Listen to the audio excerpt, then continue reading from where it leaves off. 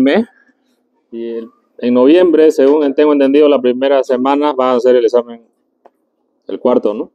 Bloque. Entonces, es importante aprovechar todo el tiempo que se pueda.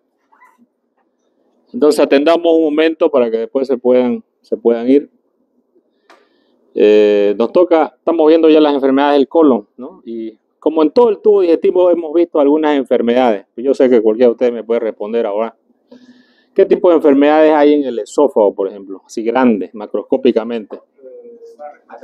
No me diga la enfermedad en sí. Dígame, por ejemplo, ¿hay enfermedades inflamatorias en el esófago? Sí. ¿Qué otras enfermedades hay aparte de las enfermedades inflamatorias? ¿Qué cosa? ¿Enfermedades motoras? Ya, serían fisiológicas, ¿no? ¿Obstructivas? ¿Qué enfermedad obstructiva habría en el esófago? ¿No? Tumores, ¿ya? Ahí si quiere usted puede poner los trastornos motores también.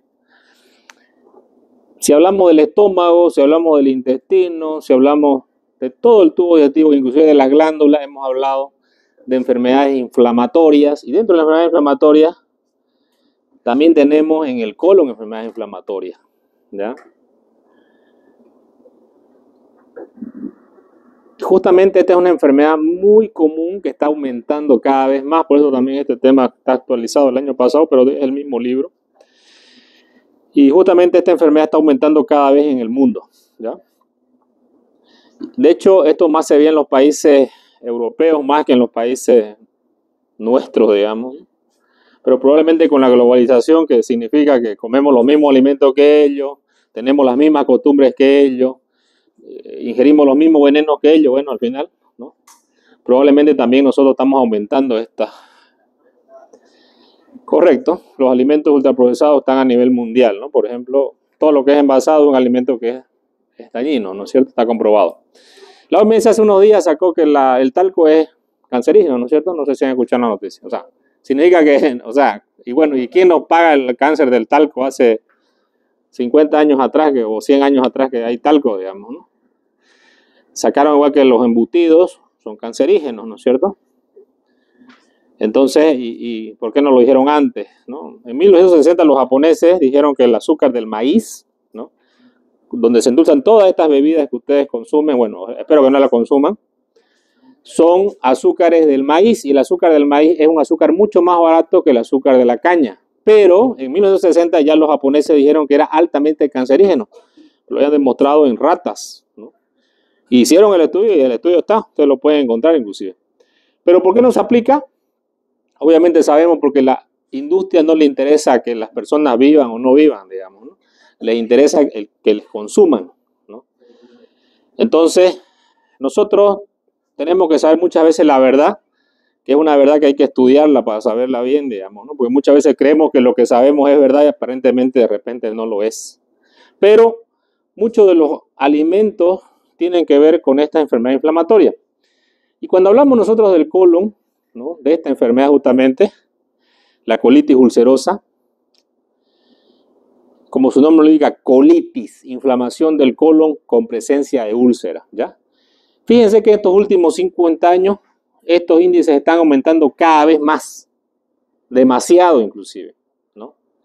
Y nosotros tenemos estas enfermedades que tienen una característica de tres principales. Tenemos la colitis ulcerosa, la enfermedad de Crohn en el colon, porque la enfermedad de Crohn puede afectar todo, ¿no es cierto? Pero la colitis ulcerativa solamente va a afectar el colon. Y luego tenemos una colitis que es una enfermedad indeterminada, o sea, que se dedican tres en realidad, ¿no? Pero aparte de esto, nosotros tenemos que ver el curso de la enfermedad. Como dice, enfermedad inflamatoria crónica, no es una enfermedad inflamatoria aguda. Crónica porque va a ser en el tiempo, ¿no? Y obviamente ya después vamos a ver cuál es la causa, ¿no? La incidencia, ¿no? Más o menos en España y Grecia tenemos un número de 11 por cada 100.000 habitantes que la sufren. Y en otros lugares 8.6, 9.6, ¿no? En otras partes 6.3 a relación de la enfermedad de Crohn, que es un poco más baja la incidencia. ¿Cuándo aparece? Generalmente entre los 29 y los 39 años, pero hasta los 60 años puede aparecer esta enfermedad. Para el diagnóstico tenemos nosotros que entender, aquí está el cuadro, esto quiero que quede bien claro, es una inflamación crónica, no es aguda, porque agudo es algo que pasa rápido, esto es crónico, porque dura semanas, dura meses, ¿no? Inclusive recidían los cuadros. Es una enfermedad inflamatoria intestinal que se clasifica en la colitis ulcerosa, la enfermedad de Crohn del colon y la enfermedad inflamatoria indeterminada. Justamente porque esta puede ser recidiva de la anterior, ¿no? Esta palabra interesante que dice quiescencia significa que la enfermedad sana, vuelve, ¿no? Entonces es una enfermedad que tiene varios intervalos. Es una enfermedad que está más en el occidente, ¿no? Los países europeos, ¿no? Mucho más común, Italia, España, Grecia, todos los países europeos tienen mucho más índice de esta enfermedad. Hace unos años yo operé a un paciente con cáncer de colon. Y digo operé porque el paciente lamentablemente ya no está entre nosotros. Tenía 40 años el paciente. Y yo le pregunté, siempre me gusta hablar con los pacientes. Claro, después de la cirugía, ¿no? Cuando él llegó obstruido al hospital y todo, nadie lo quería operar. Y después de la cirugía yo conversé con él. Y le pregunté qué trabajaba, qué hacía. Y me comentó que él trabajaba en Inglaterra. Trabajó durante 10 años en Inglaterra. Él tenía 40 años cuando yo lo operé. Durante 10 años trabajó en Inglaterra y los 10 años que trabajó en una granja, ¿no? ¿Y qué comías? Le pregunté yo, ¿no? Yo comía alimentos envasados, o sea, enlatados. Todos comían alimentos enlatados. Los alimentos enlatados, justamente, y eso también se sabe, lo pueden buscar ustedes si no me la creen a mí, dentro de la lata le ponen como un plástico, que ese plástico es altamente cancerígeno. Ya lo han demostrado, lo han dicho, pero hasta ahora sigue la industria europea haciendo estos alimentos envasados, enlatados, que son cancerígenos, ¿no? Entonces, bueno, fue un dato que él me dio en ese momento y yo fui asociando con el tiempo porque escucho noticias y siempre me gusta estar al tanto. Entonces, todo lo que los pesticidas también, ustedes tuvieron en la clase que tuvimos, ¿no es cierto?, con el doctor que habló de los trabajos que habían hecho. Y los pesticidas, nosotros consumimos pesticidas. Aquí se hizo en el japonés un estudio de España, donde nosotros operamos a un paciente y le sacábamos 1 centímetro de grasa, ¿no? Oye, el paciente no sabía que le sacábamos en realidad. Y aparte nadie extraña un pedacito de grasa, ¿no? Le podemos sacar hasta 1 kilo a algunos, digamos, o más inclusive. Y eso lo mandamos a estudiar. Se fue hasta España, se salió ese estudio, y ese estudio determinó que el 100% de las muestras, ¿qué cree que tenían? Pesticidas. El 100%. O sea, los pacientes, ustedes saben, nosotros en el hospital operamos de todo, ¿no es cierto? Que vienen de acá, de porongo, de todo el 100%. Entonces, nosotros estamos consumiendo pesticidas constantemente en los alimentos que consumimos, pese a que sean supuestamente naturales. Por el tomate, por ejemplo, ¿no? Y ahora se están produciendo ahí infecciones, insuficiencia renal, por ejemplo, ¿no? Hay insuficiencia renal idiopática, supuestamente, ¿no? Idiopática, que no tiene una causa, pero obviamente ya sabemos que en los estudios que hicieron, y eso también lo demostró el doctor, que justamente en las áreas donde hay, ¿no?, más cerca de los cultivos la gente vive, enferma hace insuficiencia renal y no se sabe de qué. Bueno, ahora, o sea, en realidad sí se sabe, lo que pasa es que no lo hemos estudiado, ¿no? Cuando los médicos empezaron a aprender muchas cosas, no sabíamos por qué, ¿no? Sin embargo, significa que no es que no sabíamos porque no habíamos llegado al conocimiento. Pero ahora muchas cosas se están descubriendo nuevamente, ¿no? Entonces, muchas veces estas enfermedades inflamatorias también pueden tener esa procedencia, ¿no? Venir de eso. Bueno, ¿y qué afecta a esta enfermedad? Ese concepto tiene que quedar bastante claro. Afecta la mucosa del colon. Bueno, ¿y para qué sirve la mucosa del colon? La mucosa del colon o el colon tiene una función importantísima, ¿no es cierto? Primero, el colon, van a llegar todo el contenido del intestino hasta el colon. Y del colon, ¿no es cierto?, va a transportarse las heces hasta llegar al recto. También el colon tiene una propiedad de absorber el agua, ¿no? Para absorber el agua necesita un epitelio. ¿Qué es un epitelio? Es lo que está la superficie, ¿no?, de un tejido, ¿no? En este caso, nosotros tenemos el epitelio. Este epitelio tiene células que van a absorber, pero a esto también se conoce como barrera. Y como su nombre lo indica, colitis ulcerosa. Si nosotros hablamos de una úlcera, el sinónimo de úlcera es una herida. Entonces, si ustedes agarran y se hacen una herida, por ejemplo, ahí en la piel, vendría a ser una úlcera, ¿no? Entonces, ¿qué sucede con esta úlcera? Con estas úlceras múltiples que se van a aparecer. Entonces, va a ver que esta barrera la vamos a tener dañada, la barrera intestinal. ¿Y por qué será importante la barrera? Es muy importante porque justamente esta barrera nos protege de muchas bacterias, no penetren directamente a los vasos sanguíneos, ¿no?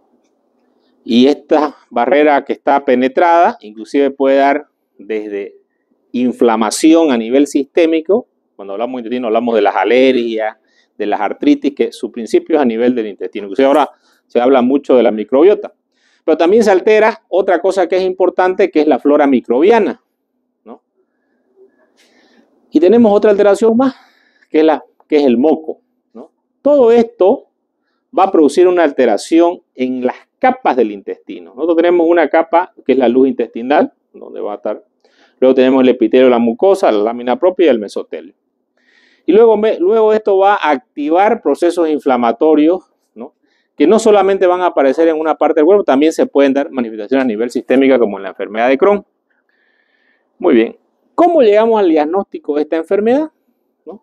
¿Cómo llego al diagnóstico? Toda enfermedad tenemos nosotros clínica, ¿no? Yo siempre se lo repito, y cuando yo les digo en el examen, yo les voy a preguntar sobre cómo diagnostican ustedes la enfermedad. Entonces, nos interesa ver la clínica de la enfermedad. También tenemos estudios. En este caso, los estudios endoscópicos. Y si es el colon, colonoscopía, ¿no es cierto? ¿Qué más tenemos? También tenemos estudios radiológicos. Antes, cuando teníamos colonoscopía, usábamos los estudios con doble contraste, en los enemas de varios. Ahora los usamos también, pero los usamos menos, ¿no? Luego tenemos también las biopsias para determinar el tejido y ver exactamente qué tejido histológico tiene. Y luego vemos la evolución de la enfermedad, que es muy importante, ¿no? Porque esta enfermedad generalmente, si nosotros preguntamos al paciente, viene de mucho tiempo. Por eso que es muy raro que sea un diagnóstico diferencial de otra cosa. ¿Qué usamos para el tratamiento? El tratamiento generalmente aquí, el puntal fundamental, es el tratamiento médico. Seguido de tratamientos quirúrgicos que puede ser urgente o puede ser programado. Aquí tenemos qué es lo que se produce, qué es lo que causa una alteración del sistema inmune a nivel intestinal. Si ustedes recuerdan, el sistema inmune nosotros lo tenemos en todo el cuerpo, en todos los tejidos. Tenemos las células que luchan con nuestro cuerpo, pero también tenemos en los epitelios, tenemos en la vejiga, tenemos todas partes. La tiroides, las amígdalas, el apéndice, el hueso, las placas de Peyerl del intestino. Tenemos mucho tejido inmune que está reaccionando constantemente, pero en esta enfermedad se va a afectar el sistema inmune del intestino y en especial del colon. ¿Cómo llegamos al diagnóstico? Valorando características, ¿no? Si yo quiero saber acá, por ejemplo, quién es el más alto de la clase, los paro y los mido a todos y veo las características de cada uno de ustedes, ¿no es cierto? Y puedo determinar cuál es el más alto. En el caso de la enfermedad, yo tengo que evaluar cómo es la clínica de este paciente. ¿Cuáles son las características clínicas que tiene el paciente? Tiene diarrea, tiene deposiciones, hace con sangre, ¿no? Tiene dolor. Entonces, todas esas características son importantes. Características endoscópicas son típicas, ¿no? Las úlceras que se ven en el colon, pero a veces puede haber un diagnóstico diferencial con la enfermedad de Crohn. Tengo características radiológicas y características histológicas, pero también tengo una serología. Y lo más importante, la evolución de la enfermedad a largo tiempo, en un periodo largo. Aquí están los pilares, ¿no? Y justamente todas las enfermedades que nosotros vemos, ¿no? Cuando hablamos del diagnóstico, del tratamiento, pues nos interesa mucho el tratamiento. Cuando hablamos del pilar de la enfermedad, ustedes aquí lo pueden ver claramente. Para tratar esta enfermedad, generalmente el pilar fundamental que tiene esto es el tratamiento médico. El tratamiento quirúrgico puede ser tratamiento programado o puede ser un tratamiento de urgencia, ¿no? Y para eso es importante que el médico determine cuándo es de urgencia y cuándo es programado. Para eso somos importantes los médicos, para determinar. ¿Y cómo lo determinamos? Valorando estudios y clínica del paciente. Entonces, ¿cuál es el tratamiento médico que nosotros vamos a realizar? Primero nosotros vamos a hacer lo que se conoce como la clasificación. Tenemos varias clasificaciones para determinar el tipo de enfermedad de la colitis ulcerativa. Aquí tenemos, por ejemplo, la clasificación de Montreal, ¿no?, de la colitis. ¿Y para qué sirve esto? Pues nosotros tenemos que hablar también la extensión y la gravedad. O sea, ¿cuál es la gravedad de esto?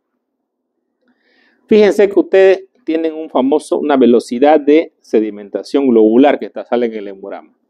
La extensión, según la clasificación de Montreal de la colitis ulcerosa. E1, proctitis ulcerosa. ¿Qué es proctitis? Inflamación a nivel del... Y afectación limitada al recto, ¿no? Aquí estamos hablando del recto.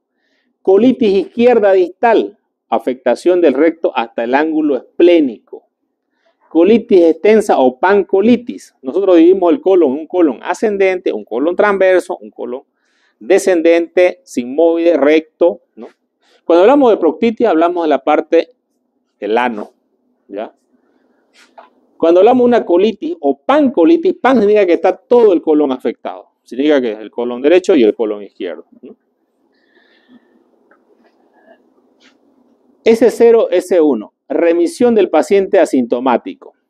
S1, 4 menos deposiciones diarias, o sea, hay deposiciones, con o sin sangre, ausencia de síntomas sistémicos y marcadores de inflamación normales.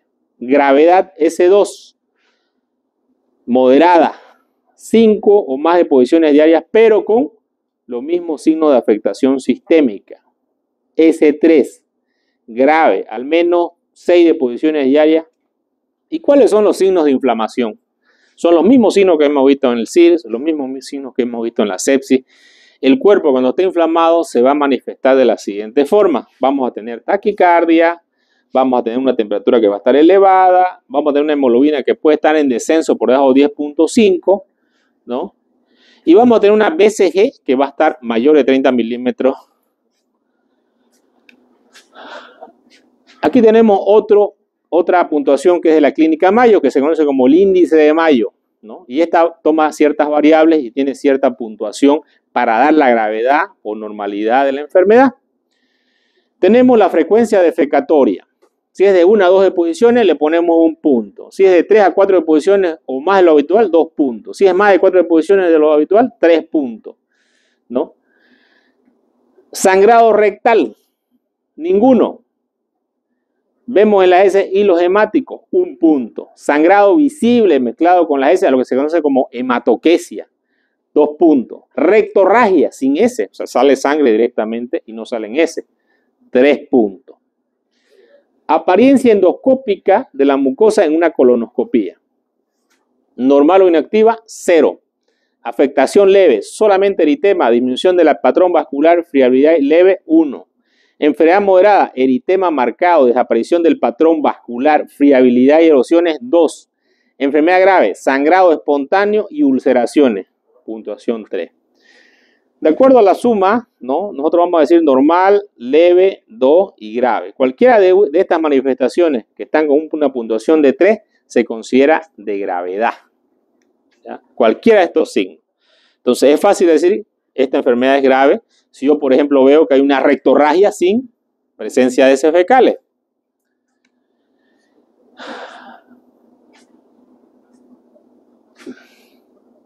Nosotros, ¿qué laboratorios podemos valorar cuando sospechamos de una inflamación, ¿no? Uno de los laboratorios que siempre está presente en los pacientes es la proteína C reactiva, ¿no?, que es un biomarcador de inflamación, pero también está presente en infección y también está presente en los cánceres.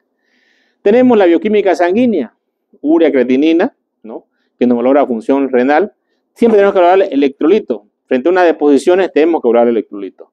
Las pruebas hepáticas siempre van de rigor, ¿no? Un hemograma, un coprocultivo. Y es importante valorar toxinas de Clostridium difficile. ¿Por qué se debe valorar las bacterias de Clostridium difficile? Porque pueden producir lo que se conoce como un megacolon tóxico o la colitis pseudomembranosa, ¿no? El megacolon tóxico viene a ser una verdadera emergencia para operar lo más rápido posible a un paciente, ¿no? Ahora, ¿Cómo se tratan estos pacientes? Vamos a tener siempre un tratamiento multidisciplinario. ¿Qué significa esto? Que muchas personas tienen que verlo, empezando desde el clínico, el gastroenterólogo y el cirujano, que tienen que estar listos para intervenir quirúrgicamente al paciente cuando el paciente lo requiera. Y obviamente, primero siempre con un paciente que esté inflamado, que está con deposiciones con sangre, obviamente ese va a ser el paciente que vaya al hospital, siempre vamos a empezar con una fluidoterapia. ¿Qué es la fluidoterapia? Es colocar sueros fisiológicos isotónicos en el paciente, ¿no? Si el paciente tiene una hemoglobina por debajo de 8, debemos colocar paquetes celulares. En realidad, a veces con menores de 7 colocamos. Si el paciente tiene probabilidad de hacer trombosis, podemos usar la heparina de bajo peso molecular. Es importante que usted no utilice medicamentos antidiarreicos como la loperamida, ¿ya? Porque este medicamento puede producirle un megacolon tóxico al paciente. Entonces, no se aconseja usar loperamida en estos pacientes. Tampoco se aconseja usar codeína opioide, porque también esto tiene un efecto que no va a hacer que el paciente, o sea, produce un enlentecimiento del peristaltismo, no es aconsejable. También no se debe usar antiinflamatorios no esteroideos, como el diclofenaco, el ketorol, el ketoprofeno. ¿Por qué? Porque estos pueden aumentar la hemorragia y el sangrado, ¿ya? Y pueden aumentar la inflamación. Y pueden llevar a lo más temido, el megacolon tóxico. ¿Qué es el megacolon tóxico? Un colon que cualquier rato puede explotar, se puede romper y puede llevar a una peritonitis. Y si no intervengo rápidamente, el paciente muere por shock séptico, ¿ya? Entonces, muy importante no usar ciertos medicamentos que podrían empeorar el cuadro del paciente.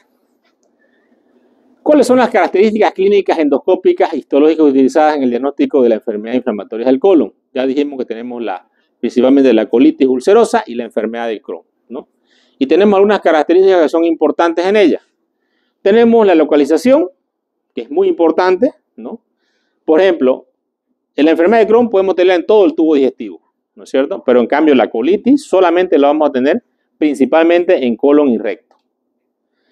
El ilion, ¿no? En la enfermedad colitis ulcerosa solamente va a tener una ileitis que puede ser por reflujo. Pero en la enfermedad de Crohn es muy frecuente la ileitis. El colon, generalmente la colitis ulcerosa va a afectar el colon derecho, mayormente. Pero la enfermedad de Crohn afecta más el colon izquierdo, aunque puede afectar todo el colon, mucho más el colon izquierdo. En la colitis tenemos afectación del recto, que es muy frecuente, pero generalmente la enfermedad de Crohn respeta el recto, o sea, no hay enfermedad de Crohn en el recto. La distribución en lo largo del colon puede ser difuso o continuo, y solamente acá va a ser discontinuo en la enfermedad de Crohn. O sea, puede afectar el ilio, el colon transverso, más abajo el sigmoide, o sea, es discontinuo. Sin embargo, la enfermedad de Crohn es continua. Las úlceras en la colitis son superficiales. Las úlceras en la enfermedad de Crohn pueden ser úlceras aftosas, confluentes o profundas y lineales. Pseudopólipos son muy comunes en la colitis, poco comunes en la enfermedad de Crohn. Las lesiones salteadas, ausentes y presentes en la enfermedad de Crohn. Patrón de empedrado, característica, inclusive fue pregunta de examen, ¿no es cierto? Presente en la enfermedad de Crohn, una característica histológica. Fisuras profundas, ausentes en la colitis y presentes en la enfermedad de Crohn. Fístulas, ausentes en la colitis y en la... ¿no? Sabemos que la enfermedad de Crohn es una enfermedad que fistuliza, que produce abscesos, ¿no es cierto? Atrofia de la mucosa marcada en la colitis y mínima en la enfermedad de Crohn. Engrosamiento de la pared normal en la colitis y mínima en la enfermedad de Crohn. Estenosis muy frecuente en la enfermedad de Crohn. FAT, ¿no? Es la grasa alrededor de la víscera. Tenemos que es también una característica importante en el colon, está alrededor de, digamos, ¿no? Por eso nos indica también en la enfermedad de Crohn. Y en la colitis ausente. Aquí nosotros podemos ver las características de las úlceras. Fíjense ustedes acá las úlceras, ¿no? Tienen la colitis. Tenemos características microscópicas, ¿no? Luego tenemos la irregularidad de la arquitectura de las criptas, difuso en la colitis, focal en la enfermedad de Crohn, inflamación crónica difusa en la colitis, y focal en la discontinua en la enfermedad de Crohn, afectación parchada rara común en la enfermedad de Crohn, localización superficial transmucosa a veces en la mucosa en la colitis y transmural en la enfermedad de Crohn. Serositis ausente en la enfermedad de la colitis y presente en la enfermedad de Crohn. Agregados linfocitarios frecuentes en la mucosa y la submucosa en la colitis y frecuente transmural en la enfermedad de Crohn. Granulomas ausentes en la colitis y presentes en la enfermedad de Crohn. Polimorfos epiteliales en las criptas, difuso en la colitis y difuso también en la enfermedad de Crohn. Abscesos en las criptas, comunes en la colitis y raros en la enfermedad de Crohn. Deplexión de la mucina presente y marcada en la colitis y raro o leve en la enfermedad de Crohn. Hiperplasia neuronal, raro en la colitis y muy común en la enfermedad de Crohn. Otras características macroscópicas que tenemos de la enfermedad inflamatoria del intestino: hipertrofia muscular en la colitis, ausente, y la enfermedad de Crohn presente. Las metaplasias de las Panets, presentes en la colitis y raro en la enfermedad de Crohn. Metaplasia de la glándula pilórica, raro y presente en la enfermedad de Crohn. Bueno, ¿cuál es el tratamiento que nosotros vamos a dar a estos pacientes? ¿No? El tratamiento se basa en dar corticoides, ¿ya? ¿Cuál es el corticoide que vamos a dar? ¿No? Podemos usar la hidrocortisona o la metilprednisolona. La dosis, ahí ustedes tienen que la hidrocortisona es un corticoide de acción rápida, ¿no?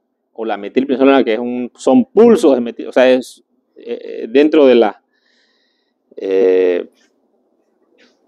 la antiinflamación, si ustedes quieren, ¿no? Para las enfermedades que son muy inflamatorias, ¿no? Se usa la metilprednisolona, que es uno de los más, ¿no?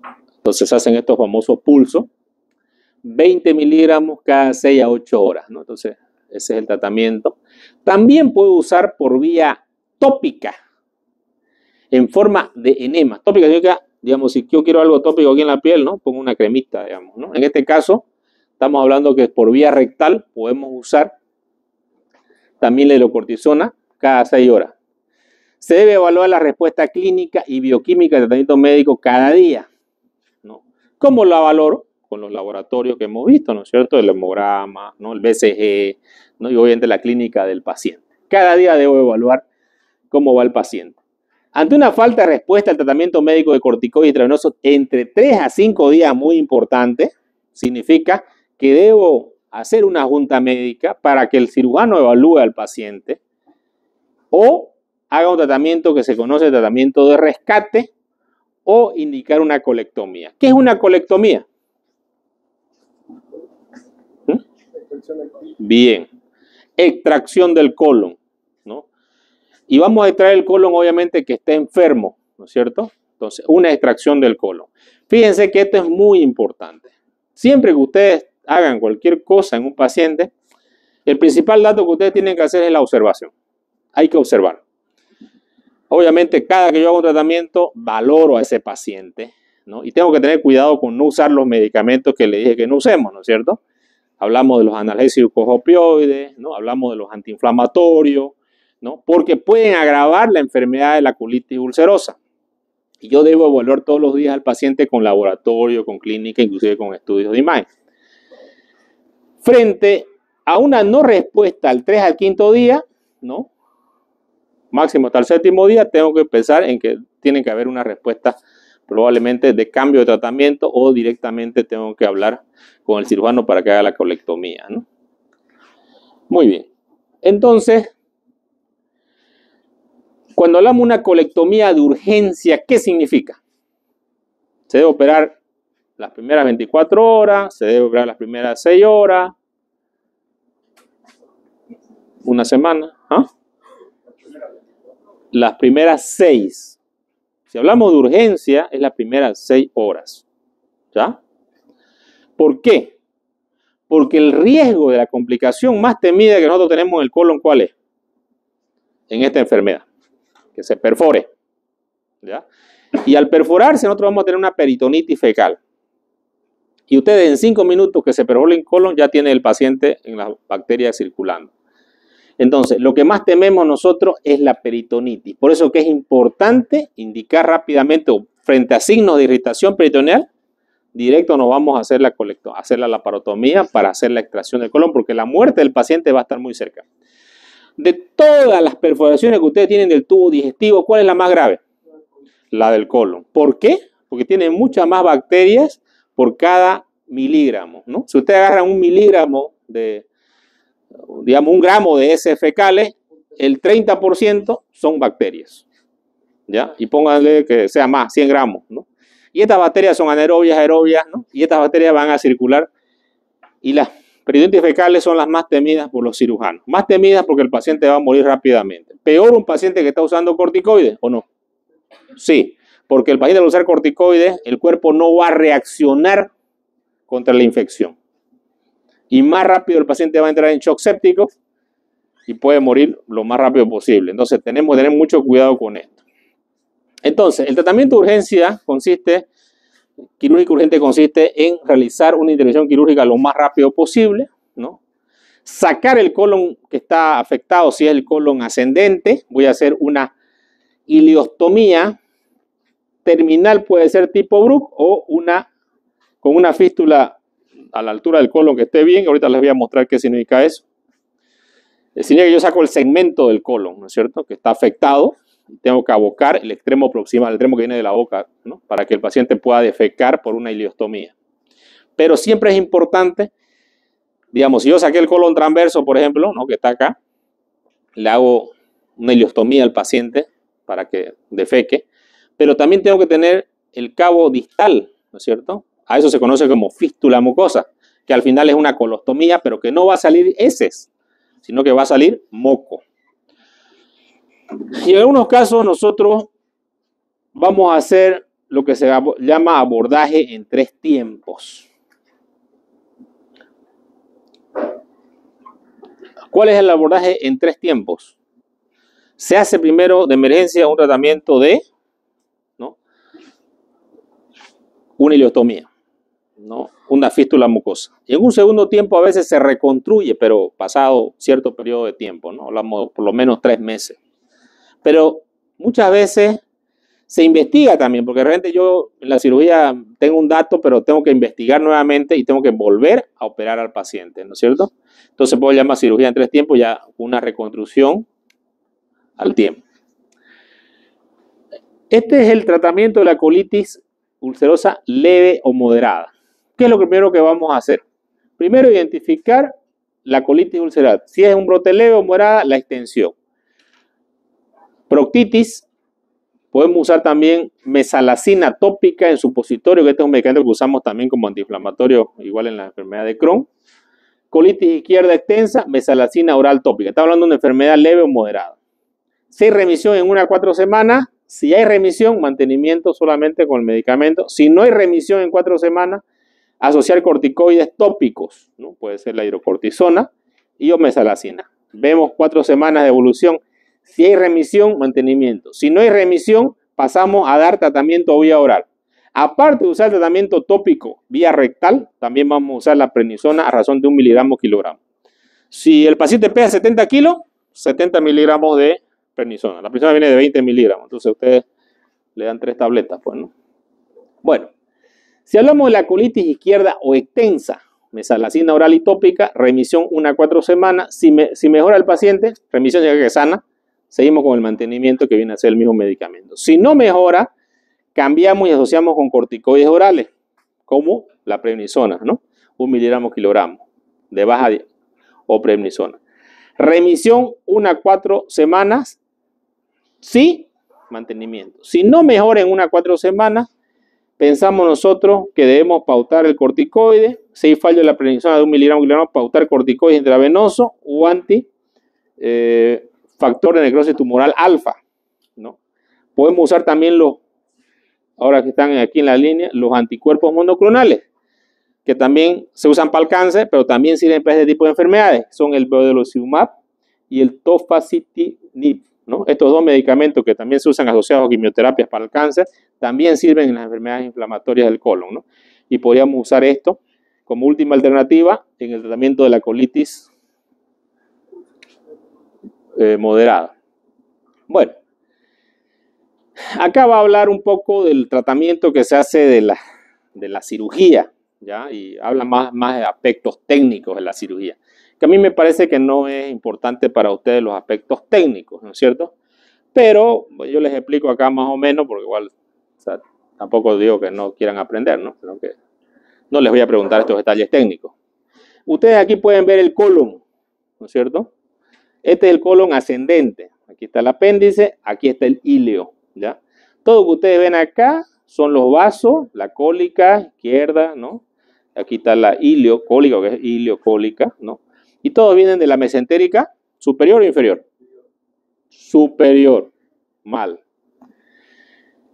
Y si yo voy a sacar esta mitad del colon, tengo que yo hacer la ligadura de estos vasos, pero acá hay un ligamento, ¿no? Que ese ligamento, la cara posterior del colon está pegada al retroperitoneum. Entonces ese ligamento yo lo voy a cortar, ¿no? Hasta el ángulo hepático. Si yo quiero hacer la resección o una colectomía derecha que se llama, ¿no? Porque aquí tengo mi enfermedad del colon, ¿no? Y por la parte superior. Entonces yo voy a desprender de la parte de acá, por eso que están las flechas, ¿no? De la parte superior, el ligamento que va hacia el estómago, gastrocólico, ¿no? El ligamento que va al hígado, ¿cómo se llamará? Hepatocólico, ¿no? Y el ligamento que va al retroperitoneo, ¿no? Que es un ligamento que uno lo corta fácilmente. Pero detrás de esto yo tengo una estructura bastante grande acá, el riñón.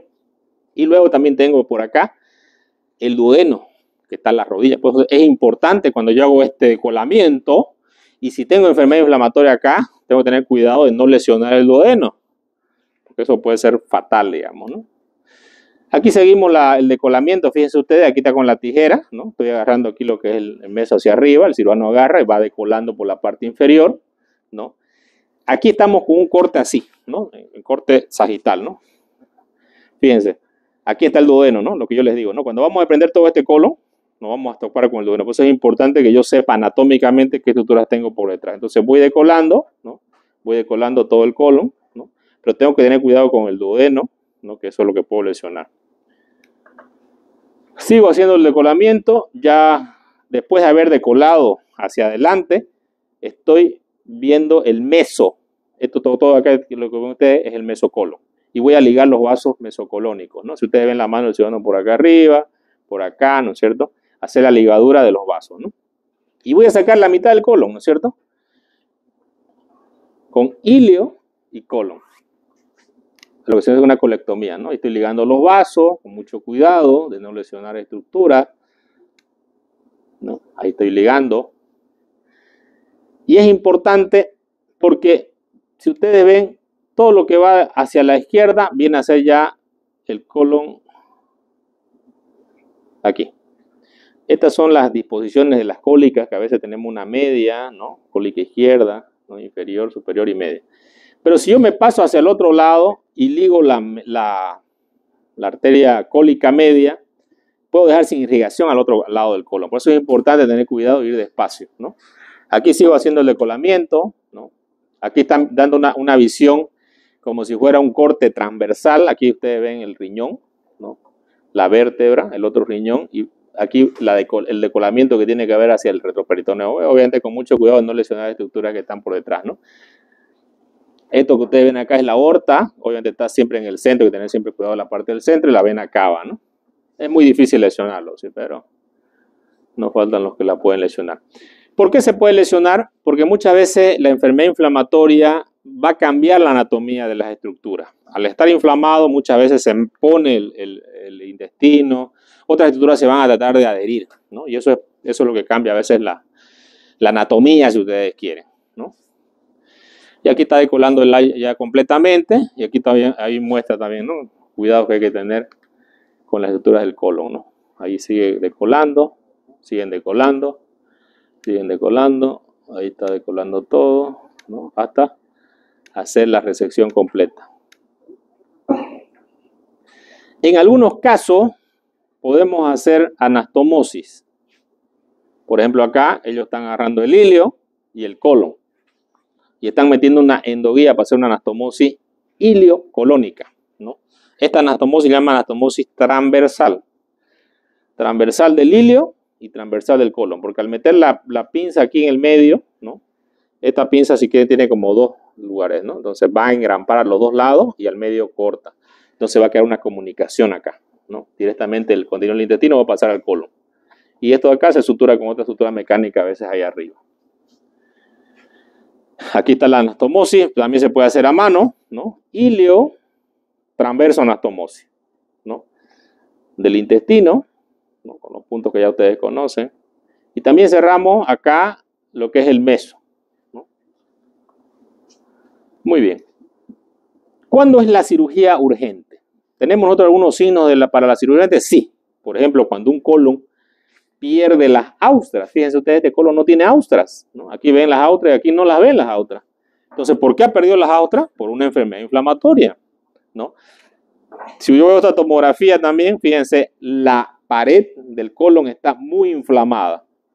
Entonces significa que tengo una enfermedad inflamatoria del intestino. Puede estar asociado, como en este caso, a una hernia, ¿no?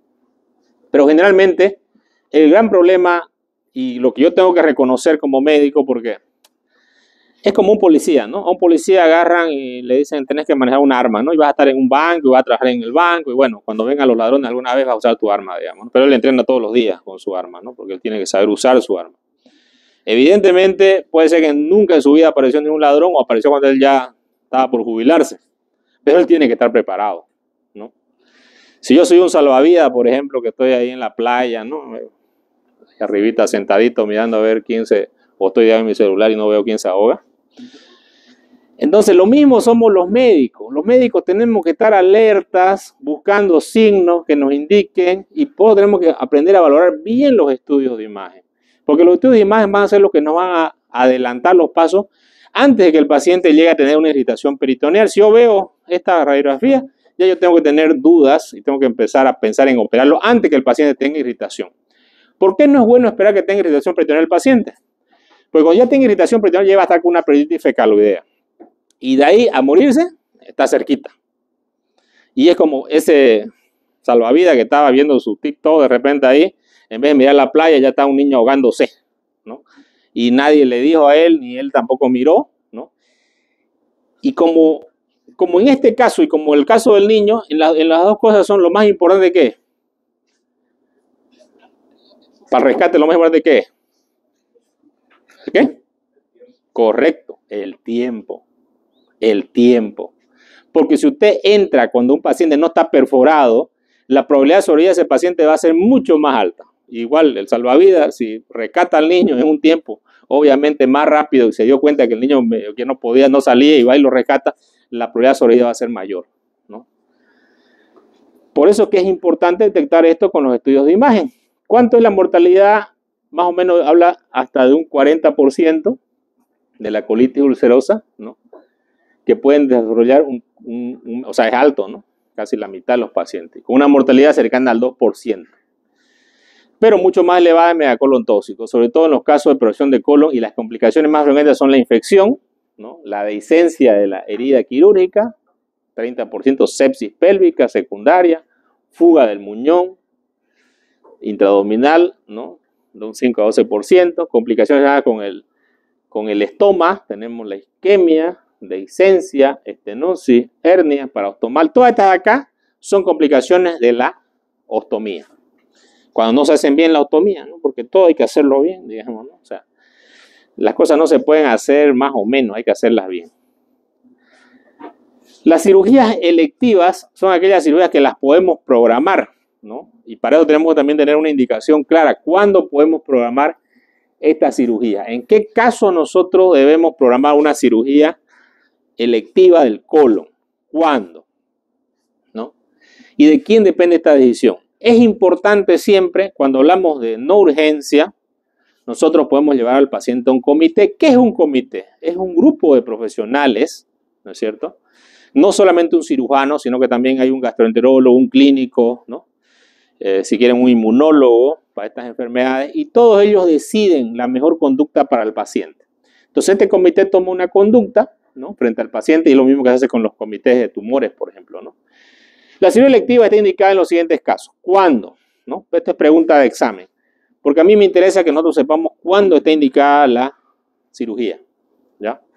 Cuando hay fracaso del tratamiento médico, cuando hay efectos secundarios de la medicación de la enfermedad, cuando en la histopatología me ha salido una displasia, ¿no? Y yo tengo riesgo que el paciente me haga cáncer en los años siguientes, ¿no? Y tengo una displasia que puede ser de grado bajo, que puede aumentar a una displasia de alto grado. Si hay neoplasias ya detectadas, ¿no? La presencia de neoplasia en la colitis ulcerosa, pues me va a indicar también que yo haga una resección colónica, ¿no? Estas pueden ser detectadas con una resonancia magnética, como también con una colonoscopía o con marcadores tumorales que están presentes, ¿no?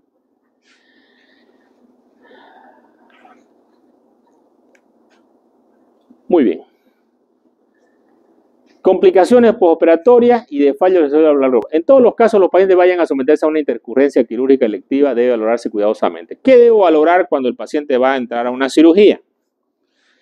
Lo que valoramos en todos los pacientes de cirugía, no solamente en esto, que el paciente esté con una nutrición adecuada, ¿no es cierto? Para que tenga, si voy a hacer una anastomosis, tengo que tener unas albúminas que están por encima de 3.5, entonces el paciente tiene que tener una dieta adecuada, albúminas en buenas condiciones, ¿no? Un estado nutricional bueno.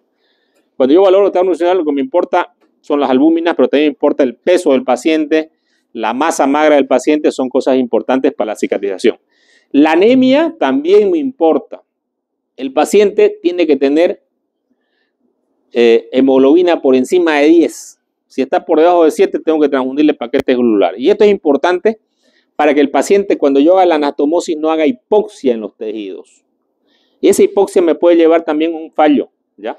Pero también puedo mejorar esa, si el paciente no es urgente, bueno, y si es electivo, puedo hacer también infusiones con hierro, ¿no? Hierro endovenoso. ¿El tabaco es bueno para la sutura o es malo? Es malo porque no retarda la cicatrización. Entonces yo no debo olvidarme como cirujano de preguntar, ¿cuándo te fuma? Sí, no lo puedo operar hasta que deje de fumar por lo menos 3 meses, ¿no? Algunos dicen por lo menos un mes, ¿no? Pero para castigarlo lo dejamos fumar 3 meses, si quiere operarse.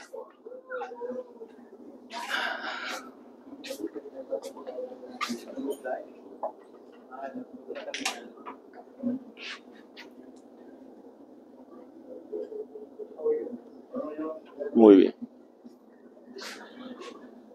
Bueno, aquí están la medicación perioperatoria, es importante, los corticosteroides, las tiopurtinas, los metrotexates, son ciclosporinas, son estos medicamentos, todo esto de acá, son medicamentos que son antiinflamatorios también, pero que no son AINES, digamos, ¿no? Y estos medicamentos, como el antifactor de necrosis tumoral alfa, el ifizimab, todos estos medicamentos van a ayudar a mejorar esto, ¿no? Pero también estos medicamentos todavía no se sabe si aumentan o no los fallos de sutura, entonces está un poquito en estudio todavía esto, ¿no? ¿Cuáles son las técnicas quirúrgicas? Si hablamos de la colectomía total, significa sacarle todo el colon al paciente. Si hablamos de la protocolectomía, significa sacarle todo el colon y el recto más al paciente, ¿no? Y eso va a depender, digamos, de qué es lo que nosotros vamos a hacer y cuál es el estado de nuestro paciente. Si el paciente está medicado, ¿no? Si el paciente está medicado con corticoides, por ejemplo, nosotros no podemos hacer anastomosis, porque sabemos que las anastomosis con corticoides van mal, ¿no es cierto? No van bien las anastomosis con corticoides. Bueno, este es un estoma, ¿no? Si ustedes no entendieron hace rato, y espero que entiendan, digamos, el extremo proximal es el ilio, ¿no es cierto?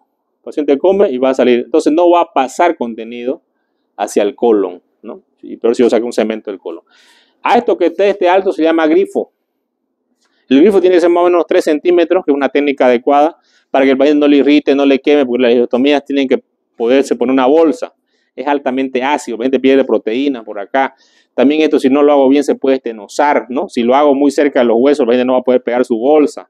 Si lo hago muy abajo, tampoco. Entonces, la técnica como que tiene que ser una técnica muy adecuada para hacerlo, ¿no? El cirujano tiene que hacerlo bien. Porque lo peor es que el paciente me haga una ileitis, una dermatitis, que quema todo, le arde. Hay pacientes que se han suicidado, ¿no? Dentro del hospital o pacientes en su casa, porque nadie puede tolerar esto, que se le irrite todo el tiempo, que le arda, que le duela, ¿no es cierto? Entonces es importante y todo va, si ustedes hacen una buena técnica quirúrgica, que lo van a aprender cuando sean residentes, no van a tener esas complicaciones. Entonces tenemos varios tipos de proctolectomía, ¿no? Las que son que tienen un reservorio ilioanal, ¿no? Esto no va a ser pregunta de examen, está aquí nomás como algo para que ustedes sepan, pero no es algo muy importante, ya extra. Bueno, aquí están las anastomosis al ano, ¿no? Las proctolectomías con ileostomía de protección, o sea, a veces hacemos anastomosis, ¿no? Y para que no pase el contenido ya le hacemos una ileostomía en asa para que funcione. Esto es una ileostomía en asa, ¿no?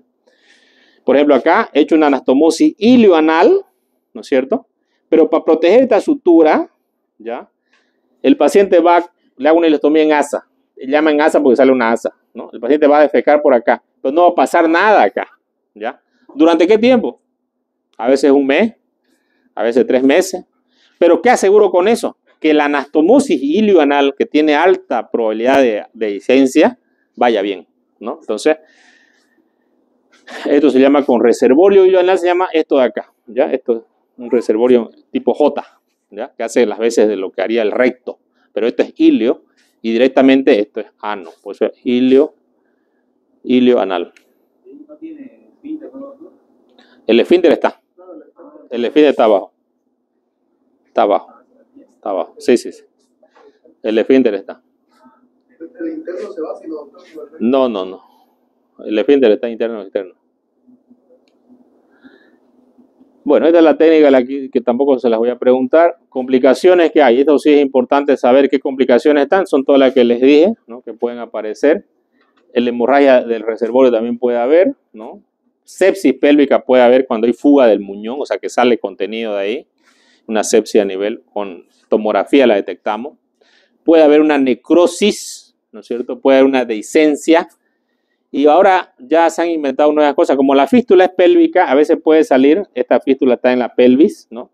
Yo por el recto puedo colocar esta aspiración, que son unas esponjitas, y este sistema produce una aspiración, ¿no? Para la fístula, y me trata la fístula anastomótica sin necesidad de operar al paciente, ¿ya? Por eso que es importante tener en cuenta cuáles son las nuevas, porque esto no había antes. Esto se conoce como el sinus anastomótico, ¿no? Que puede quedar allá y justamente con esto se puede tratar, ¿no? Es una sonda pegada a una esponja. ¿Por qué a la esponja? Porque va a empezar a succionar todo ese espacio que está contaminado y eso se va a ir cada vez haciendo más pequeño hasta que se cierre, ¿no? Peor si está disfuncionalizado. Aquí tenemos algunos estudios, ¿no? Que muestran, ¿no? Una inflamación crónica del intestino. Pueden haber estenosis de la anastomosis, oclusión intestinal, obviamente se va a dilatar el colon, pues, ¿no? Por estas anastomosis, ¿no? Inflamación del reservorio puede haber, ¿no? Del reservorio ilioanal. Generalmente puede también haber, generalmente esto puede ser por bacterias, como el Clostridium difficile, el citomegalovirus, ¿no? Y esto es porque los pacientes que están recibiendo medicamentos inmunosupresores, ¿no? Que vienen a ser estos corticosteroides y todo, pueden aumentar que otras bacterias vayan a colonizar esta anastomosis ilioanal. Entonces, para eso nosotros vamos a usar antibióticos como la ciprofloxacina y metronidazol, y podemos usar también probióticos, ¿no? Que son las bacterias buenas que tenemos, ¿no? Para que ayude a mejorar la flora microbiana, ¿ya? Y con esto va a mejorar, ¿no? Aquí tenemos el tratamiento del sinus anastomótico, no como complicación de reservorio ilioanal. Tenemos el sinus anastomótico después del cierre de ileostomía, control de sepsis, antibióticos, drenaje, irrigación, lo que se hace en todo tipo de absceso. Si no se hace drenaje no mejora. Irrigación para que siga saliendo todo lo malo, antibiótico y destechamiento. Esperar, trayecto estable, cavidades, cierre, ileostomía, ¿no? Trayecto no estable, sigue la cavidad, continuar el reservorio o ileostomía, ¿no? Después del cierre de ileostomía, control de sepsis, sí. Esperar, trayecto estable, cierre ileostomía. No, síntomas, sigo dándole antibiótico y empiezo a hacer la aspiración del reservorio. Cufitis. Esto es a nivel del manguito de la mucosa rectal.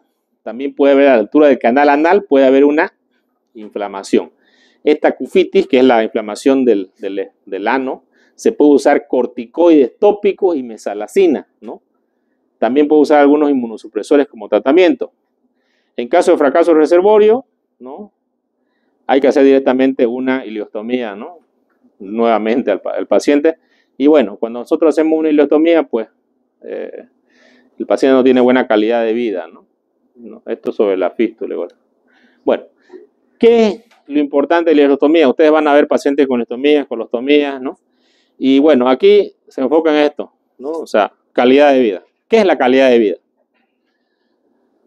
Tener salud, salud, bienestar mental, físico, ¿no es cierto? Tener amigos, trabajo y familia.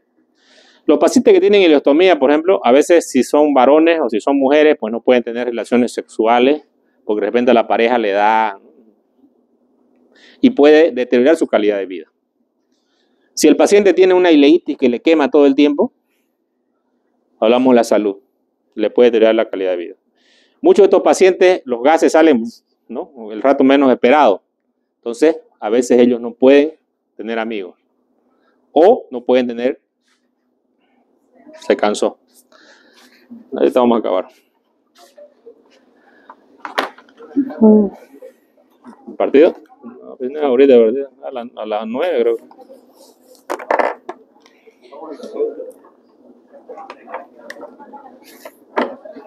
¿Quién gana ahora?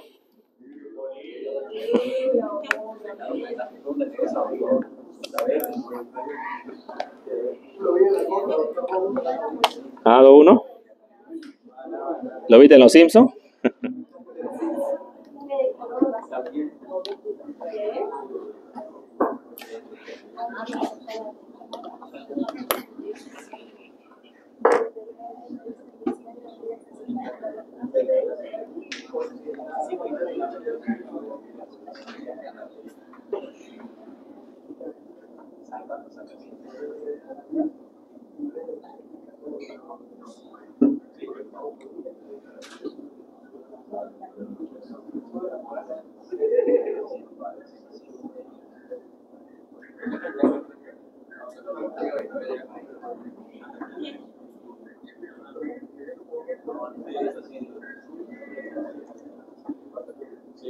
Muy bien. Bueno, ya acabamos ya. Que quede claro el concepto de calidad de vida, ¿no? Entonces el paciente tiene ileostomía, a veces no puedes trabajar, ¿no es cierto? Está con su ileostomía, o le quema, le arde, ¿no? Hay pacientes inclusive que tienen que reinternarse en el hospital nuevamente, pues, ¿no? Entonces eso se llama calidad de vida. Por eso que es importante que nosotros cuando hacemos nuestro trabajo, porque muchas veces todo esto empieza con un tratamiento quirúrgico, lo hagamos bien, pues, ¿no? Y hablamos de la ostomía, ¿no es cierto? Los cuidados de la ostomía, ¿no? Cuando yo era residente, mi jefe decía, yo nunca hago ileostomía, porque he visto desastre con los pacientes. Yo no hago ileostomía. Y bueno, en realidad el problema, o sea, si uno hace bien una ileostomía y sabe las complicaciones y la sabe tratar, van a ir bien los pacientes, ¿no? Yo mi primera ileostomía en ASA que hice, yo leí un libro. Y mi jefe no las hacían en el hospital. Y justamente había un paciente que estaba, yo era residente de segundo año, había un paciente que estaba complicado, se había necrosado una ileostomía terminal tipo Bruch. El paciente llega al hospital y entré con mi jefe, ¿no? Y estábamos haciendo, le digo, ¿qué le va a hacer, doctor? Le voy a ofrecer una ileostomía tipo Bruch, me dice. Yo le digo, pero doctor, si le hizo una tipo Bruch y se necrosó, la probabilidad de que se necrose la otra que usted le va a hacer tipo Bruch no es alta. Sí, pero ¿qué más le puedo hacer? Me dijo. Pero yo como era un chico que leía, doctor, hagámosle una ileostomía en ASA, le digo. Esas no se necrosan nunca. Y él me dice, ¿vos sabés hacerla? Me dice. Yo era residente de segundo año. Y yo, sí, le dije. Hacela, me dijo. Bueno, yo sabía la técnica, la había leído en el libro, había visto la técnica, entonces agarré y la hice la ileostomía en ASA. El paciente no necrosó la ileostomía, evolucionó bien. Y bueno, a partir de esa fecha empecé a hacer mucha ileostomía en ASA hasta el día de hoy, digamos, ¿no? Que ya otros cirujanos también empezaron a hacerla, ¿no? Al ver, y justamente, ¿a qué va todo este cuento? A que muchas veces cuando hacemos un buen trabajo, ¿no?, eso lo podemos, si ustedes quieren, contagiar a los demás. Porque cuando yo veo buenos resultados de la cirugía de Gutiérrez, yo quiero saber cómo la hizo, digamos, ¿no? Y depende de así, se hace así. Entonces, nosotros los médicos, nuestra fama que tenemos generalmente es esa fama, ¿no? Que, van bien los pacientes del doctor Gutiérrez. porque el doctor Gutiérrez tiene esta técnica que la hace mejor, ¿no? Entonces, a veces somos reacios, a menos en los hospitales, todo siempre, peor si es joven, pues, ¿no? El que hace, no, eso no se hace, que se complican, pero cuando ya ven que tu trabajo es bueno, primero te van desacreditando, pero luego después cuando ven, se te van recomendando, ¿no? Dicen, bueno, es buena la cirugía de Gutiérrez, ¿no? Y al final las ileotomías no son malas, sí son buenas, ¿no? De hecho, hasta el día de hoy, no sé cuántas ileotomías en ASA he hecho muchas, ¿no? Pero tengo el agrado de decir que también las hacen ya en mi hospital, no les tienen miedo a hacerlas. Y las complicaciones son casi ausentes, no existen con la ileotomía en ASA. ¿Ya? Necrosis jamás hemos visto. La enfermedad de Crohn colónica, la colitis granulomatosa, ¿no? Aquí tenemos un 20 a 25% de los pacientes de enfermedad de Crohn presentarán una afectación del colon exclusivamente y un 20% de afectación ileal. ¿No? Ya dijimos que esto más afecta al ileo, ¿no?